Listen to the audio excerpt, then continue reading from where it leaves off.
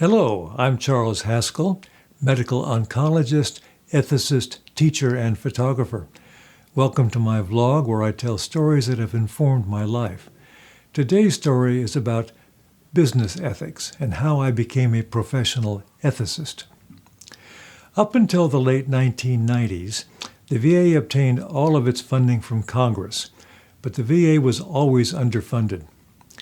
It was decided that the VA should seek reimbursement from insurance companies for patients with such insurance. It was hoped that as much as 10% of the local VA budget could come from this new source of revenue. So the VA geared up to start billing insurance companies. They bought computerized billing programs and created an infrastructure for billing.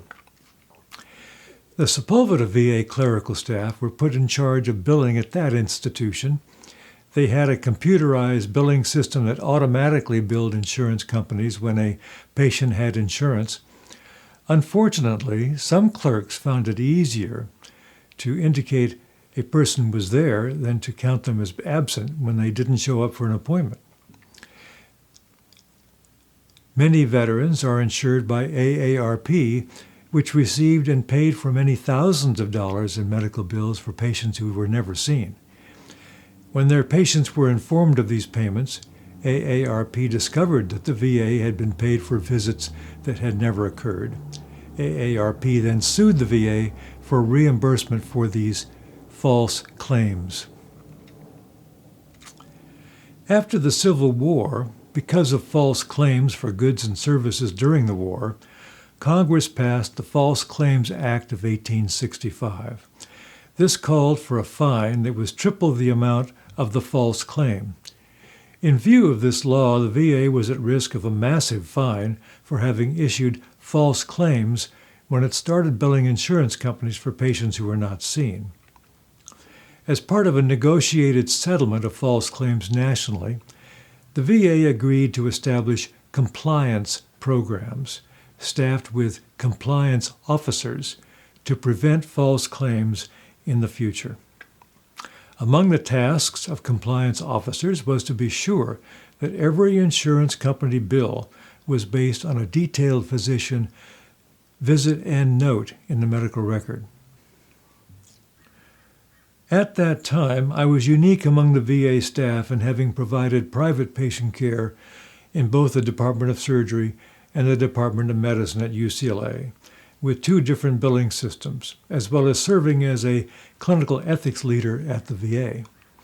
Since it would require physician buy-in to enforce the new documentation requirements, it was decided that a physician knowledgeable in ethics and the private patient billing systems should be chosen as the first compliance officer.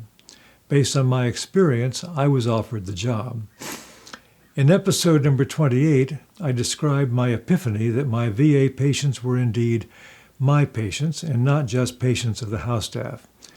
One way of reinforcing this was to require that faculty members responsible for VA patients should write notes in the medical record to document their involvement.